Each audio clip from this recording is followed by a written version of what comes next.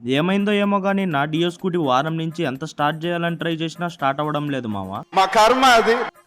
Hi మామ అందరికి. ఈ రోజు మ్యాటర్ ఏంటంటే నా డియో స్కూటీ అస్సలు స్టార్ట్ అవ్వడం లేదు. ఇంకా బండిని ఆటోలో ఎక్కించేసి బద్వేల్కి అయితే బయలుదేరాం. ఎందుకంటే మా ఊరు చుట్టుపక్కల మెకానిక్ షాప్లు అయితే ఎక్కడ ఉండవు మామ. ఇంకా కొద్దిసేపటి తర్వాత బద్వేల్కి అయితే రీచ్ అయిపోయాం. ఇంకా మన బండిని ఇండియన్ ఆయిల్ పెట్రోల్ బంక్ ఎదురుగా ఉన్న శ్రీ బాలాజీ మెకానిక్ షాప్ కి అయితే తీసుకొచ్చాను మావ. ఇక నేను మార్నింగ్ నుంచి ఏం తినలేదని టిఫిన్ తినడానికి అయితే వచ్చా. ఒక గంట తర్వాత మళ్ళీ బాదం పాలు తీసుకుని బాదం పాలు తాగాను. ఇంకా అలా చాలా సేపటి తర్వాత మన బండి రిపేర్ అయితే అయిపోయింది. ఇక మన బండి వారం రోజుల నుంచి పక్కన ఉండడం వల్ల చాలా దుమ్ము అయితే పట్టేసింది. అందుకని వాటర్ వాష్ కి అయితే తీసుకొచ్చా. ఇప్పుడు చూడండి మన బండి ఎంత క్లీన్ గా ఉందో.